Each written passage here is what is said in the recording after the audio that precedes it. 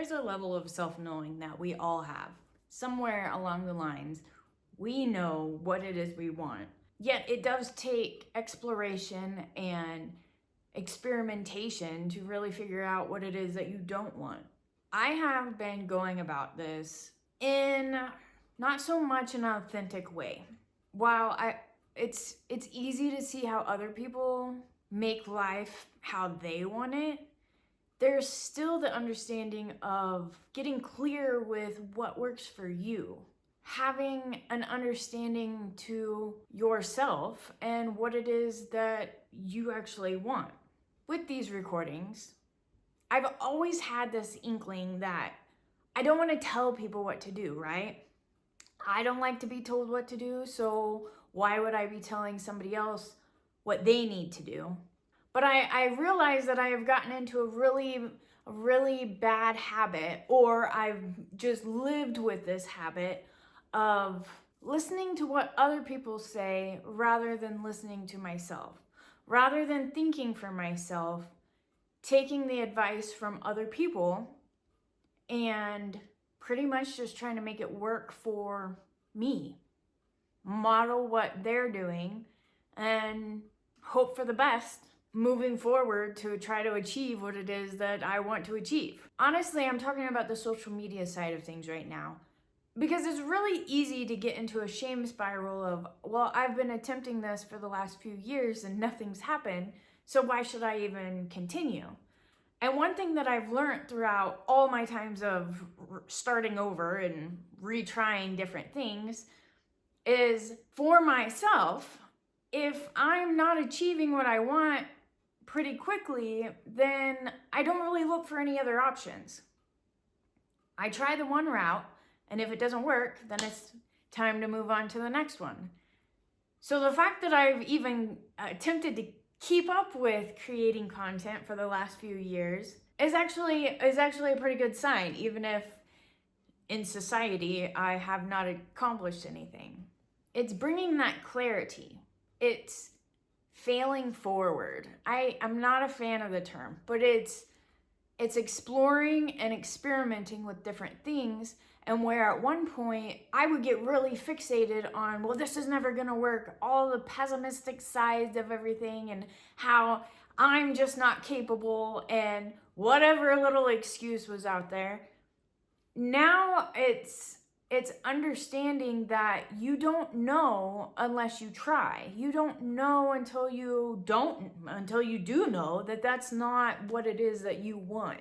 And with this situation, with understanding that I don't want to tell people what to do, I don't like being told what to do, and still trying to do that, it's interesting how long you will allow yourself to fight yourself in order to finally listen and then come up with a new solution to move forward. It's the clarity. The clarity isn't found without action.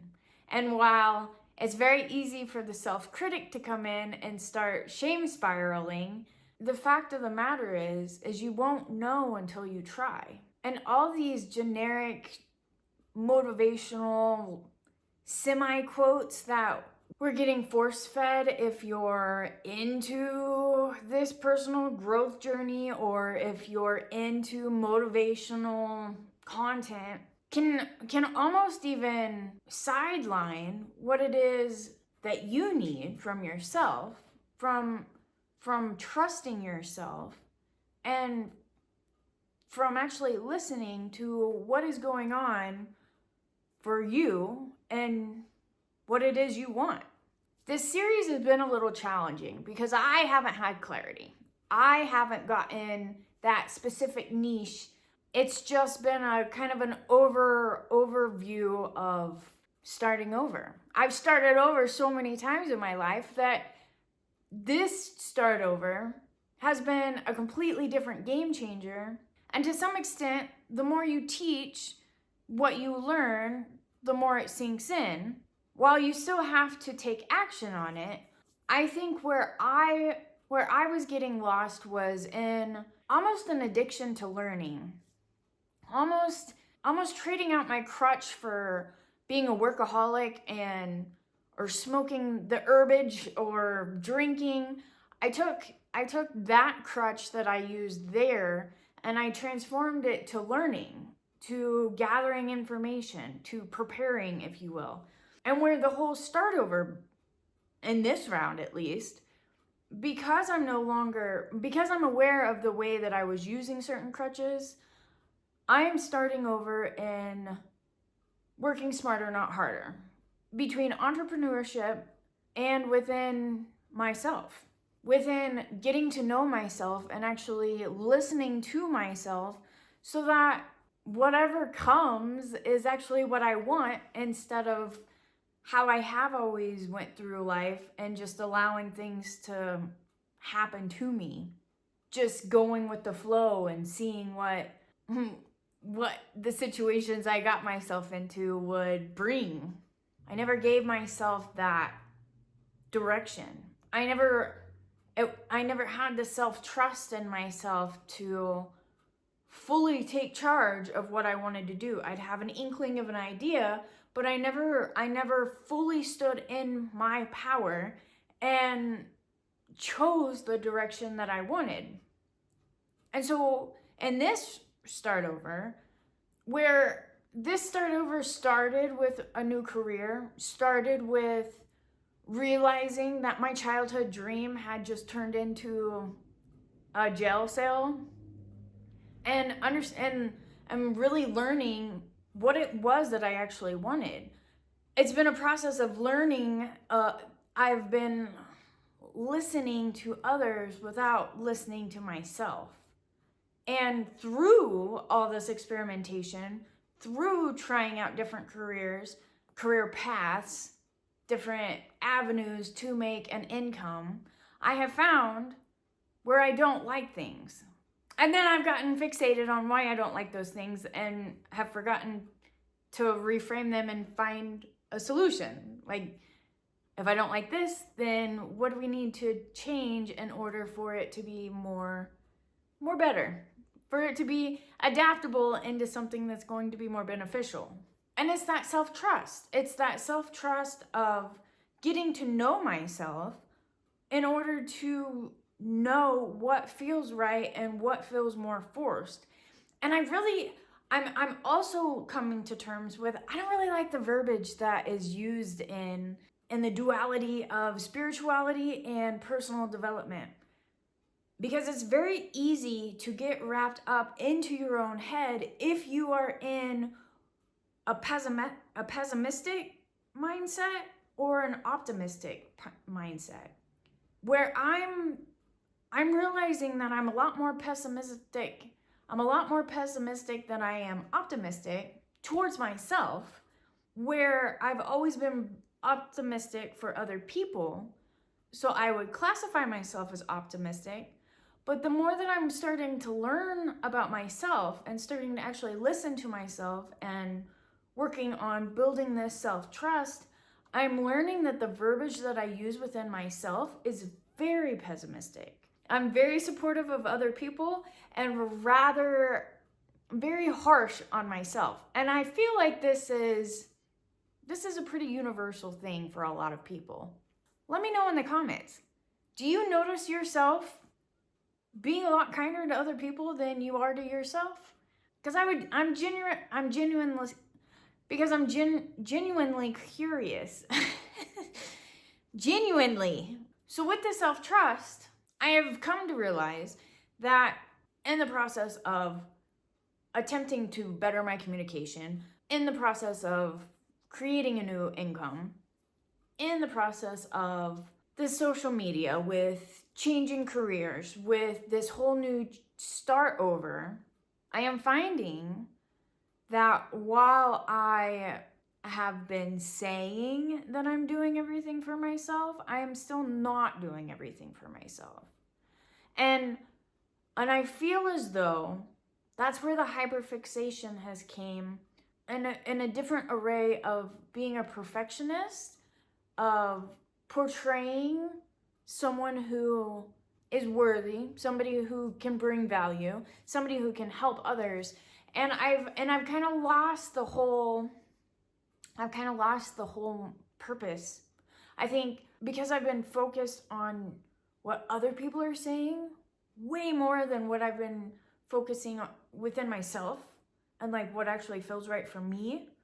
I'm not gonna say that I wasted time, but there was a lot of time that I spent fighting myself because it didn't feel right. So honestly, I'm not gonna tell you what to do anymore. I'm gonna tell you how my process is going.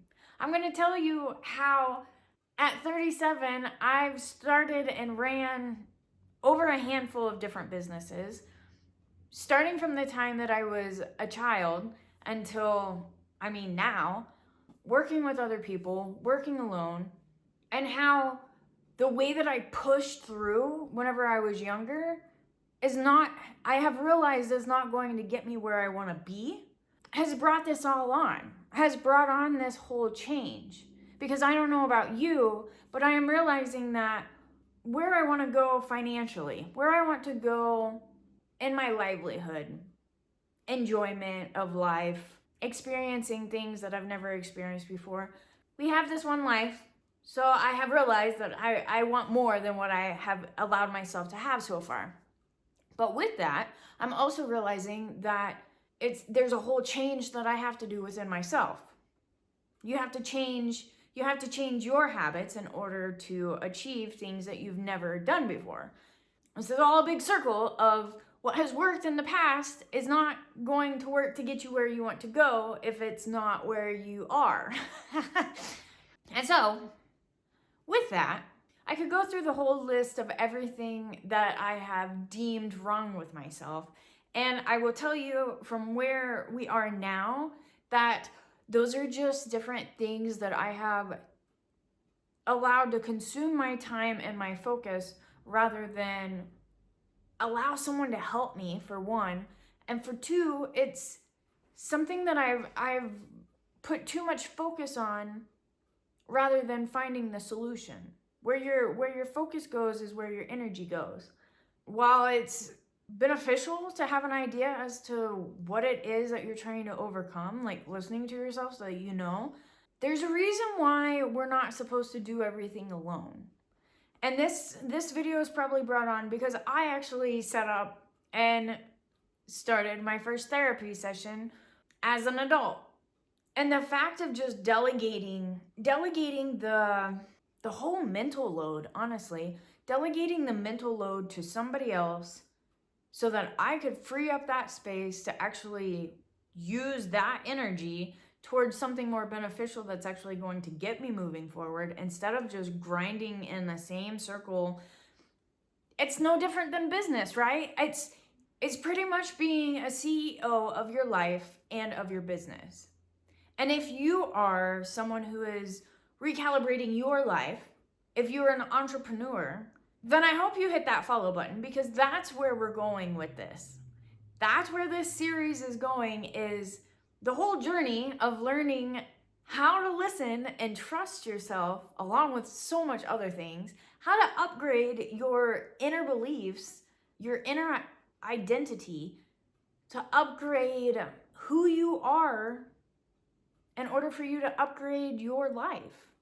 Honestly, this last week has been one of those weeks where I have had to let go of the past in order to move forward.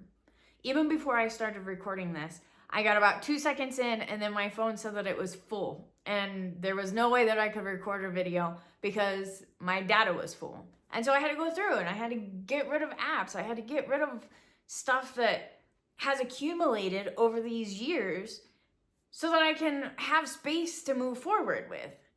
And that's kind of how I feel about my one therapy session. And we'll see how it goes for the next one. But the fact of the matter of opening that space, of allowing myself to get help, coming from someone who has been hyper independent, has actually been a major breath of fresh air.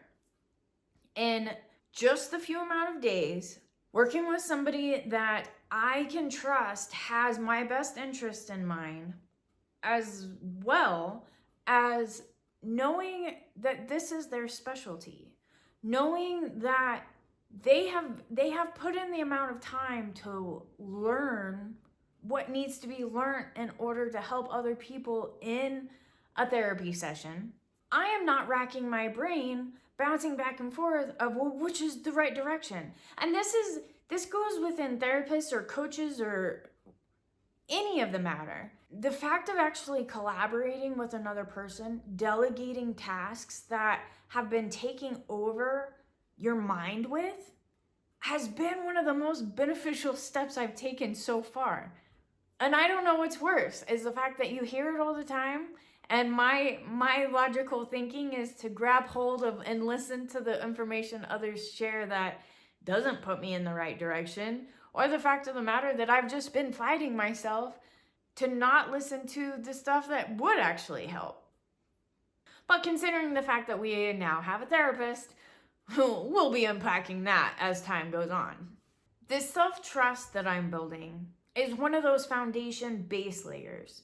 While there's so many different directions, different routes you can take, I have learned that it does you no good to get ahead of yourself. It does you no good to start doing steps that aren't the ones that are needed immediately in front of you. So finding this clarity and trusting myself to make the decision and just making a cleaner route, like just taking cleaner steps.